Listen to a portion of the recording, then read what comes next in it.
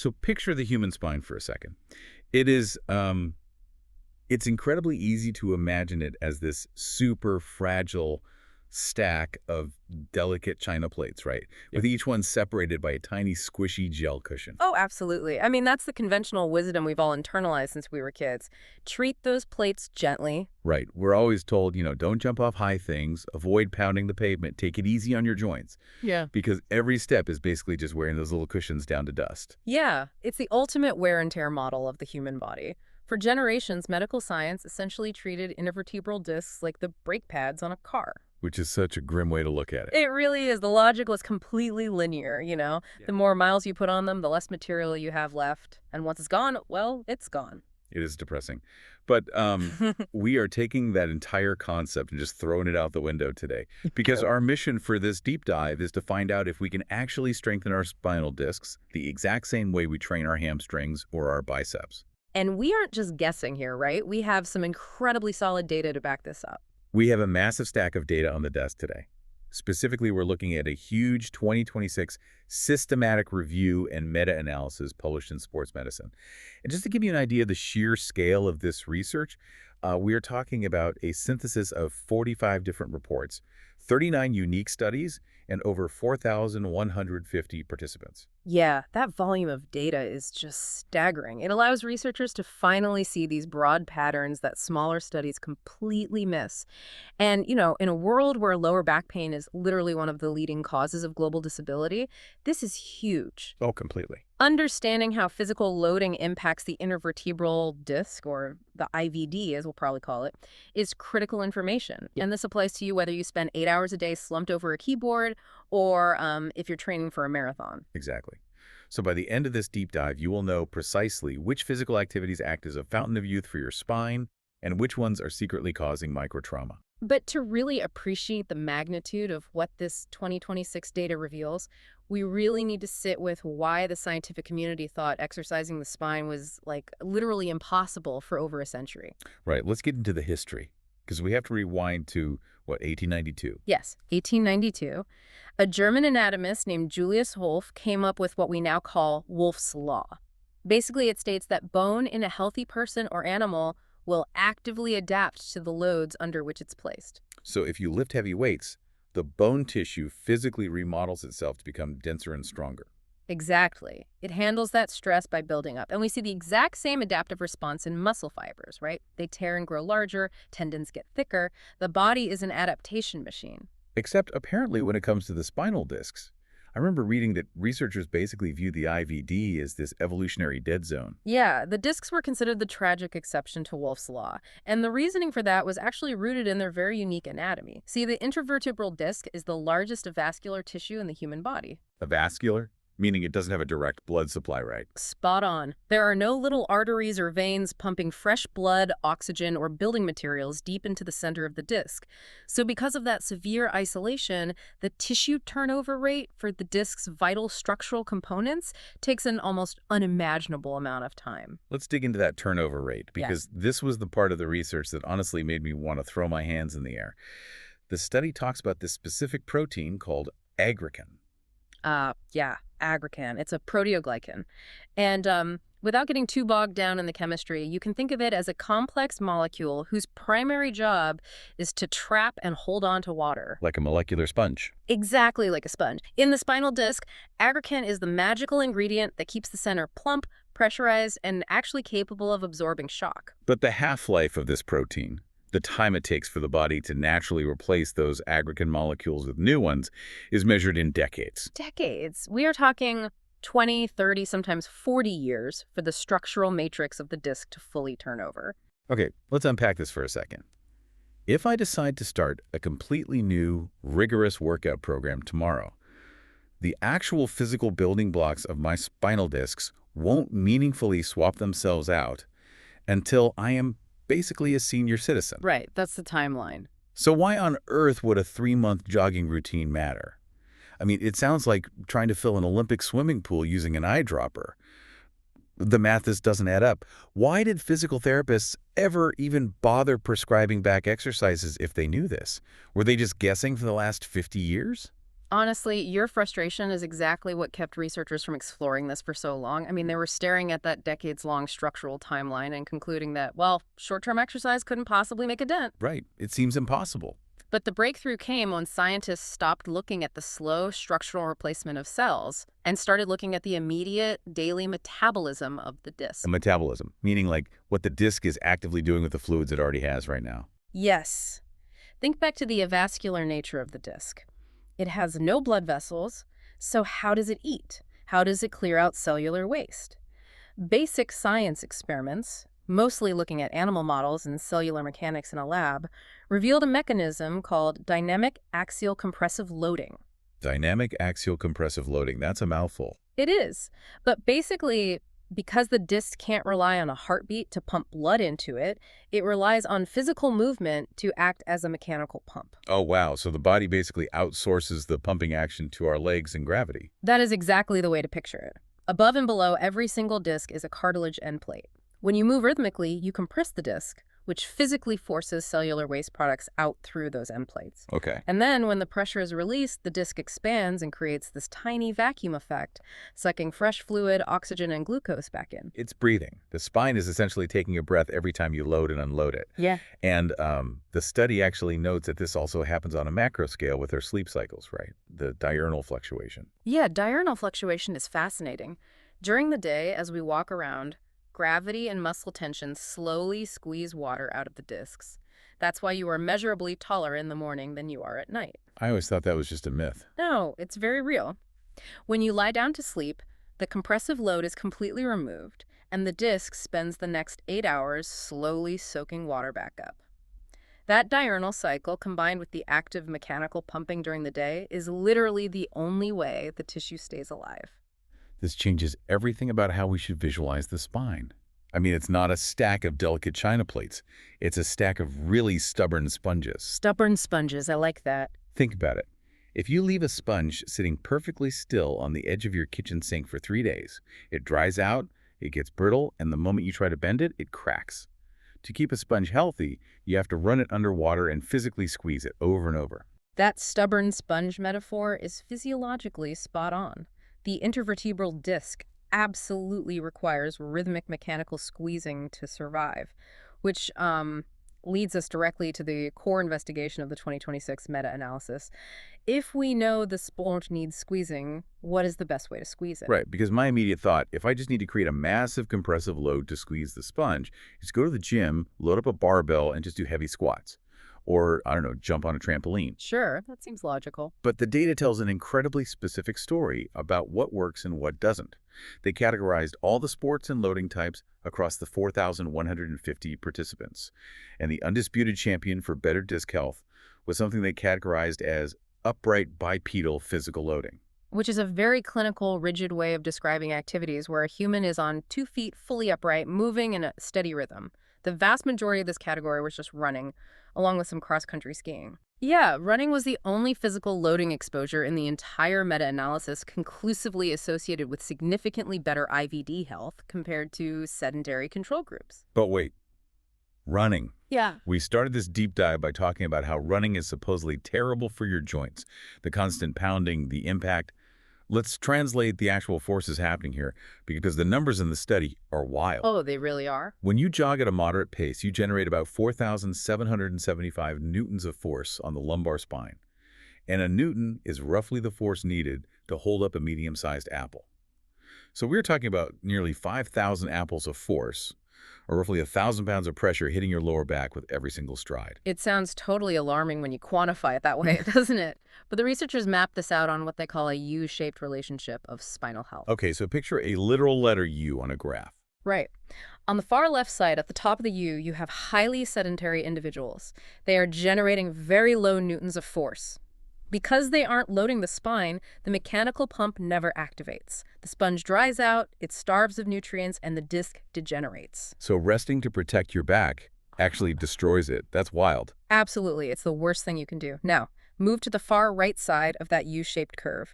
This is where you find explosive, end-range physical loading. Things like heavy weightlifting, elite gymnastics, or, aggressive martial arts. This is where my heavy squat hypothesis falls apart. because the study actually measured the force of a heavy weightlifting session. Hmm. It isn't generating 4,700 newtons. It generates between 18,000 and 36,000 newtons of force on the spine. That's a pound. We're going from 1,000 pounds of pressure to over 8,000 pounds. You're basically balancing a pickup truck on your lower back. And that crosses a critical threshold. The sponge can only handle so much pressure before the structural fibers themselves begin to tear. When you exceed that optimal loading zone, the disc can no longer repair the microtrauma fast enough, and you accelerate degeneration. Oh, I see. So running at 4,775 newtons sits perfectly at the bottom of that U-shaped curve. It's the Goldilocks zone.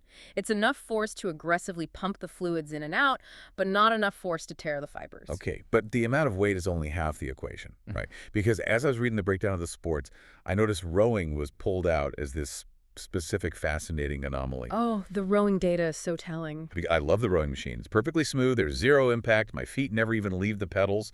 The force generated during rowing is about 5,051 newtons. That is incredibly close to the 4,775 newtons of running. So surely rowing must be just as good, if not better, for the sponge. Well, the force is similar, but the biomechanics are entirely different. When you run, your spine is in a neutral upright position. The 4,700 newtons of force drops vertically down the spine, distributing the load evenly across the entire surface area of the disc. So the whole sponge gets squeezed equally. Exactly, the whole sponge. But on a rowing machine... I'm sitting down, and I'm leaning forward to grab the handle. Right, you are in a seated, flexed posture. When the spine is flexed forward, the geometry of the vertebrae changes. You are no longer compressing the disc evenly. Instead, the vertebrae actually pinch together at the front. Ouch. Yeah, this transfers almost the entire 5,000 newtons of load through the anterior or front aspect of the disc. You are effectively taking the same amount of weight, shrinking the surface area it applies to, and doubling or tripling the localized pressure on just one side. Oh, man. So I'm not giving the sponge an even squeeze. I'm basically taking the front lip of the sponge, pinching it as hard as I can, and yanking on it repetitively for 45 minutes. That's exactly what's happening. Asymmetric mechanical loading is a primary precursor to structural failure. This is why rowing, despite being a fantastic cardiovascular workout, did not show the same disc-regenerating benefits as running. That makes so much sense. In fact, when the researchers specifically removed rowing from the broader aerobic exercise data pool, the positive spinal benefits of the remaining aerobic activities just shot up. It dramatically proved that posture and loading mechanics dictate whether an exercise is medicine or poison for your spine. That is such an elegant piece of biomechanical detective work. But it leaves me with a burning question. Humans have been jogging for a very long time. We have.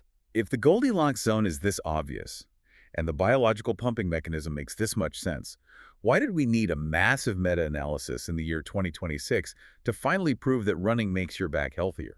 It wasn't a failure of observation, honestly. It was a failure of technology. For decades, the scientific community was attempting to measure microscopic metabolic changes using a ruler designed for macro destruction. The old tool versus the new tool. Tell me how they used to measure back health. Well, historically, if researchers wanted to know the effect of a sport on the spine, they would put a group of athletes in an MRI machine and assign their spinal discs a Fuhrman grade. Fuhrman grade? Yeah. This was a visual categorical scale created back in 2001, ranging from 1 to 5. A grade of 1 means the MRI shows a plump, bright, white, healthy disc. A grade of 5 means the disc is black, entirely collapsed, and severely degenerated. So a researcher's literally just squinting at a screen and making a judgment call. I go, well, the disc is a bit gray and it looks a little squished. I'll call it a 3. Pretty much. It's highly subjective. You can have 3 different radiologists look at the exact same scan and give you 3 different Fuhrman grades. But the deeper flaw is what the scale is actually looking for. Which is what? It is designed to evaluate late-stage structural destruction. A disc has to lose a massive amount of its physical height and water content to visibly drop from a grade 2 to a grade 3. Okay, let me try an analogy. So it's like trying to assess the internal health of a car's engine by standing 10 feet away and looking at the paint job. You're basically just waiting for the bumper to fall off before you declare the car broken. That is a perfect analogy. But if you do a 3-month jogging routine, your bumper isn't going to miraculously reattach itself. The visual structure won't change fast enough to notice. Which is exactly why all the early studies concluded that exercise did nothing for the spine. They just couldn't see the changes.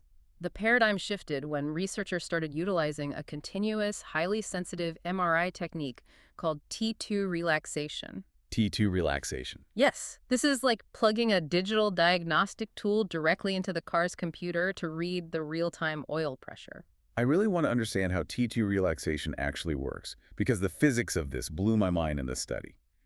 We are talking about magnetizing protons. We are. Let's visualize what happens inside the MRI tube. Your body is mostly water, and water molecules contain hydrogen protons. Normally, these protons are just spinning around randomly on their own axes. But when the MRI machine powers up its massive magnetic field, it forces all of those hydrogen protons in your spinal discs to snap to attention and align perfectly with the magnet. Like thousands of tiny compass needles all pointing true north at the exact same time. Exactly. Then the machine pulses a radio wave that knocks all those protons out of alignment. T2 relaxation is the measurement of the specific time it takes, in mere milliseconds, for those protons to recover, relax, and realign with the magnet after the pulse. It's basically a microscopic stopwatch. Yes.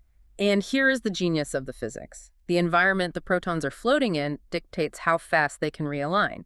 If the tissue is dehydrated and brittle, they snap back quickly. Okay. But if the tissue is highly hydrated, if the inner matrix of the disc is full of water, the water molecules interfere with the protons, slowing down their recovery. So a longer time on the proton stopwatch physically proves there was more water inside the disk.